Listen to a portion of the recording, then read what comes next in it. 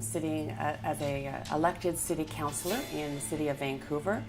So back in the late 80s, Canadians were involved in the issue of what was happening in the Amazon, the proposed dams on the Xingu and tributaries of the Amazon, and the complicity of the Canadian government in funding those dams. And we were involved at the level of trying to stop the Canadian government from being complicit, from contributing money towards those dam projects.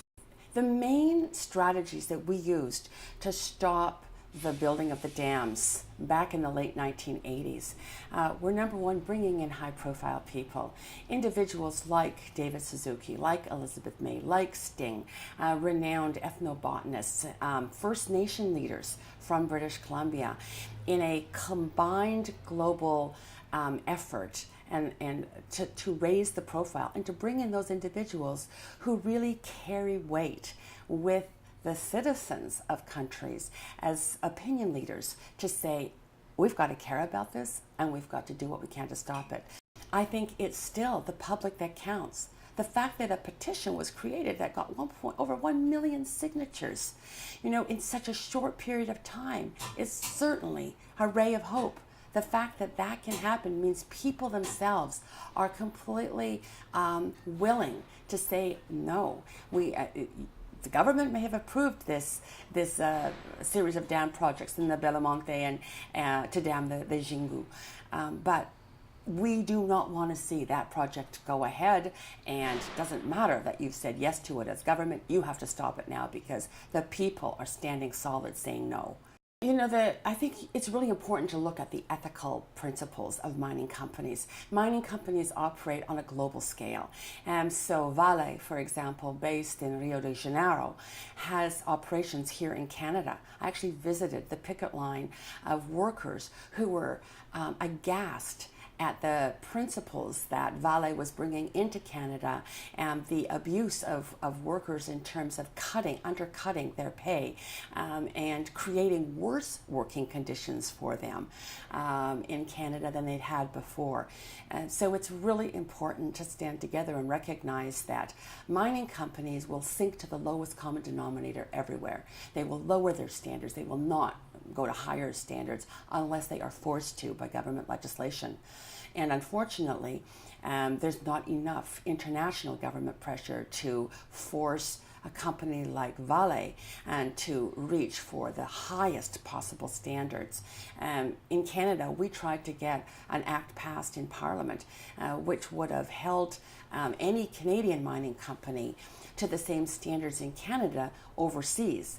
And that did not pass with a Conservative government in Canada, much to the huge disappointment of many, many Canadians who want to see ethical practices of companies that are based in Canada overseas. It's not good enough to see the destruction of people's way of life, of the rainforest that is so precious, of a sustainable way of life now in the Amazon, to replace it with a completely unsustainable way of life. I mean, ethical principles require that you reach for sustainability, and that is both social justice based and ecologically based.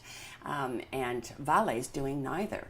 It should be stopped both in Brazil and from doing such practices in Canada too. I don't believe the principles of ethical practices are being met by a company like Vale.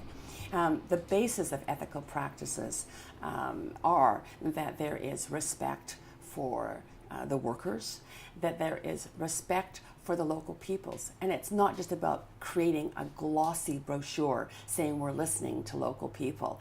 It is about actually recognizing that their way of life has justice to it. You can't displace 20,000 people, ruin what is right now a sustainable way of life, and say that that is in any way ethical or just. I think it's very interesting to compare what's happening in the tar sands in Canada and what's happening in Belo Monte in Brazil. And in both cases, I'm seeing companies trying to greenwash it and say they're doing okay.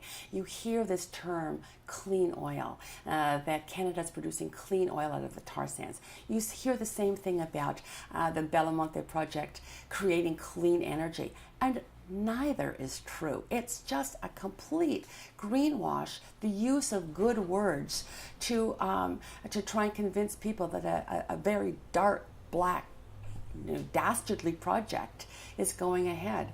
In the case of Canada, I mean, no oil that's being taken out of the ground at huge cost in terms of energy and impact on the environment and contribution to greenhouse gases and climate change can be clean or ethical. In the case of Belo Monte and the damming of the Xingu, no project that's going to divert over 80% of a major tributary to the Amazon's flow, that will displace over 20,000 people, that will create huge reservoirs that underneath of which there is vegetation that rots, that produces methane, can be called clean energy. You know, I'm so impressed by the work of groups like Gota d'Agua, which is out there raising public awareness and collecting signatures on petitions and really mobilizing people to say no.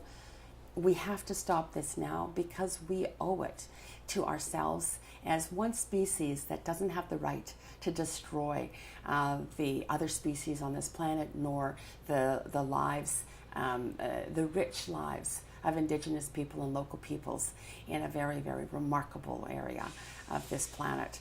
And I laud that effort, and my real message is don't give up. Never, ever give up.